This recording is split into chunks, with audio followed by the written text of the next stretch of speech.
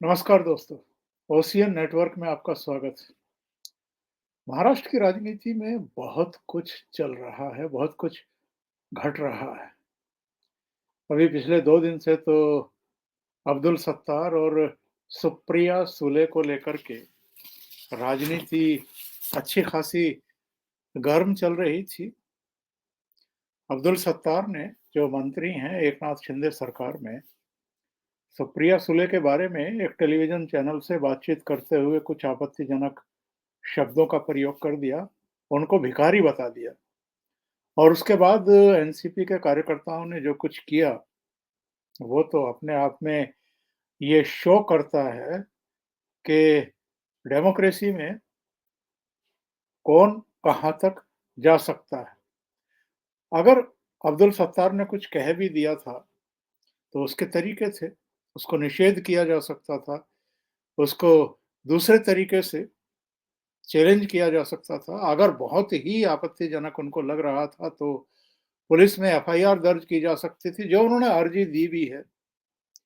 लेकिन कानून अपने हाथ में लें और अब्दुल सत्तार के घर जाकर के तोड़फोड़ कर दी जाए, यही सब सुर्खियां बन रही थी पिछले 2 दिन से। अब वो जिन्होंने तोड़फोड़ की है उनमें से 17 की तो पहचान हो गई है, 22 के खिलाफ कुल मिलाकर के पुलिस में एफआईआर दर्ज हो गई है, उनकी गिरफ्तारियां हो रही हैं। एक पूरा बवाल, एक पूरा एक सीन क्रिएट कर दिया गया था।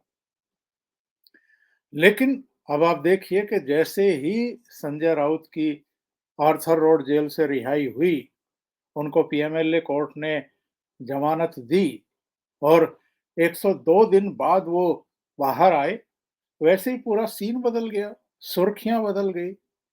अब्दुल सत्तार की कोई चर्चा भी नहीं कर रहा है या सुप्रिया सुले की भी कोई चर्चा नहीं कर रहा है।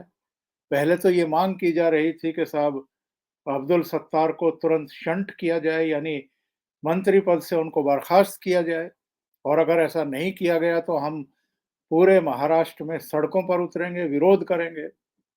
हालांकि जो कैबिनेट स्तर के मंत्री भी हैं और एकनाथ शिंदे के नेतृत्व वाली शिवसेना के प्रवक्ता भी हैं, दीपक केसरकर, उन्होंने स्पष्ट कर दिया कि ये कोई ऐसा मुद्दा नहीं है कि अब्दुल सत्तार को कैबिनेट से हटाया जाए या उनका इस्तीफा लिया जाए, जबकि वो ऑलरेडी इसके लिए माफी मांग चुके हैं, खेद व्यक्त कर चुके हैं।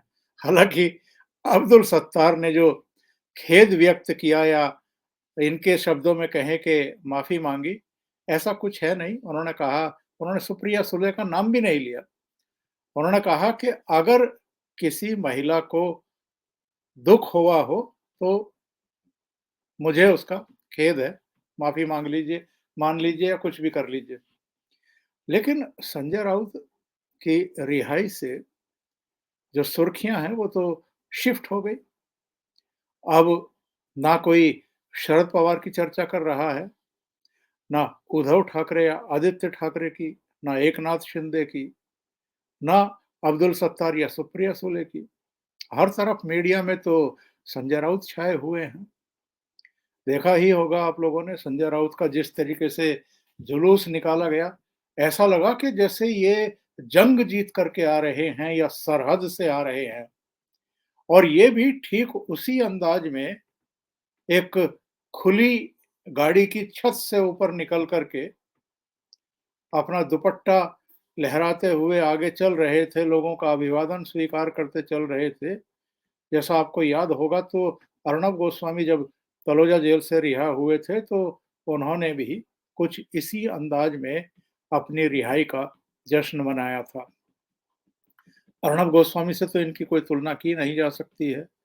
अर्णब गोस्वामी को तो इंटेंसली परेशान करने के लिए और बाकी के मीडिया को धमकाने के लिए गिरफ्तार कराया था उद्धव ठाकरे सरकार ने। तो ये तो बाकायदा भ्रष्टाचार के मामले में अंदर गए थे और इन पर बहुत गंभीर किस्म के आरोप हैं।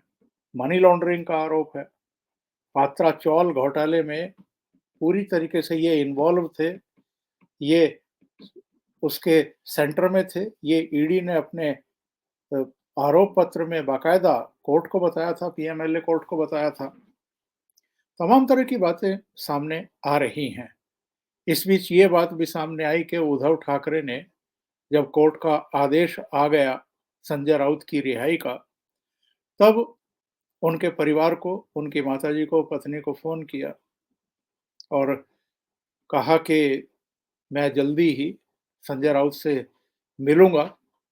ये भी सूचना आ रही थी बीच में कि संजय राउत उद्धव ठाकरे से मिलने जाएँगे और 1-2 जगह और जाएँगे और बहुत संभव है उसके बाद उनको अस्पताल में भर्ती कराया जाए क्योंकि उनका स्वास्थ्य ठीक नहीं है। उद्धव ठाकरे के पास जाएँगे या उद्धव ठाकरे उनसे मिलने आएँगे, ये भी देखने वाली बात होगी। पर 1-2 जगह और भी जाएँगे, तो कहाँ जाएँगे, ये अभी खुलासा नहीं हुआ है। क्या सिद्धिविनायक मंदिर जाएँगे या कहीं और इस तरह की जगह जाएँगे या फिर राहुल गांधी की जो आजकल पद यात्रा चल रही है, भारत जोड़ो यात्रा चल रही है महाराष्ट्र में, उसमें जाकर के शामिल होंगे और अपनी हाज़िरी लगाएँगे। अब जो राजनीति के जानकार हैं महाराष्ट्र की, उनका कहना ये है कि जो जानकारी मिल रही है, वो तो ये है कि शरद पवार और आदित्य ठाकरे 11 तारीख को यानी शुक्रवार को इस यात्रा में शामिल होने वाले हैं। हालाँकि ये भी जानकारी मिल रही है कि अभी तक ये तय नहीं हो पाया है शिवसेना की तरफ से, उद्धव ठाकरे की शिवसेना की तरफ से कि उद्धव ठाकरे जाएँगे या आदित्य ठाकरे जाएँगे। ऊहापोह की स्थिति है। अब नई चर्चा ये चल रही है कि चूँकि संजय राउत आ गए हैं बाहर, तो संजय राउत भी जा सकते हैं और अगर संजय राउत राहुल गांधी की भारत जोड़ो यात्रा में शामिल होने के लिए जाते हैं, तब ये माना जा रहा है और ये कहा जा रहा है कि फिर कैमरों के फोकस में राहुल गांधी नहीं होंगे, संजय राउत होंगे और अगर कैमरे संजय राउत पर फोकस हुए, तो ये राहुल गांधी को बड़ा नागवार गुजरने वाला है। अब आप देखिए कि राहुल गांधी की जो आजकल प्रशस्ति के गान गा रहे हैं इनके प्रवक्ता, ऐसी जो सुप्रिया श्रीनेत है, इन्होंने क्या लिखा? इन्होंने लिखा, आस्था के इस देश को विश्वास हो चला है तुम पर। राहुल गांधी के माथे पर तिलक वगैरह सब लगा हुआ है और आज इन्होंने संजय राउत की रिहाई के बाद क्या किया है?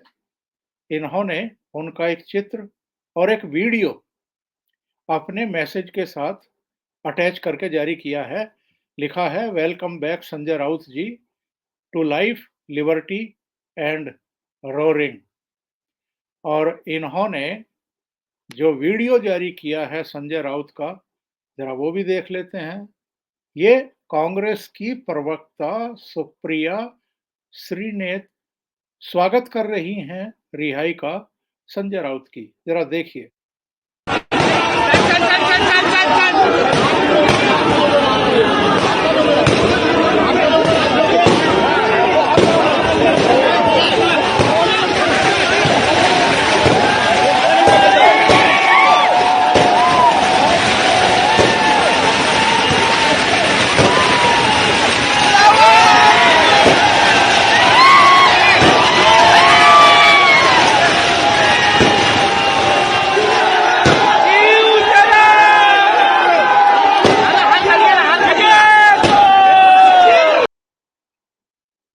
संजय राउत की रिहाई का वीडियो और जो वो लोगों का अभिवादन स्वीकार कर रहे हैं, उसका सुप्रिया श्रीनेत जारी कर रही हैं।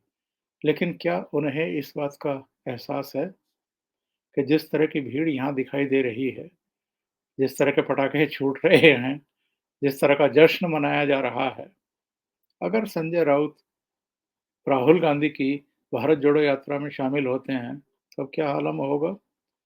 कोई राहुल गांधी को पूछेगा या संजय राउत के ऊपर सारे कैमरे फोकस हो जाएंगे? दूसरी बात, संजय राउत ने आज कुछ बयान दिए हैं रिहाई के बाद। पहले मैं ये बता दूं कि 11 तारीख को शरद पवार और आदित्य ठाकरे के भारत जोड़ो यात्रा में शामिल होने की उम्मीद जताई गई है और जयंत पाटिल, सुप्रिया सुले और जितेंद्र आव्हाड ये तीनों एनसीपी की तरफ से 10 तारीख को यानी आज शामिल होने जा रहे हैं यात्रा में। शरद पवार के बारे में कुछ-कुछ संशय है कि वो शामिल हो पाएंगे या नहीं हो पाएंगे, क्योंकि पूर्व मुख्यमंत्री और कांग्रेस के नेता अशोक चौहान ने एक बयान दिया था। उन्होंने कहा था कि स्वास्थ्य कारणों से चूंकि Sharad Pawar breach candy hospital में भर्ती हैं, इसलिए अनसर्टेनिटी है कि वो भारत जोड़ो यात्रा में शामिल हो भी पाएंगे या नहीं हो पाएंगे।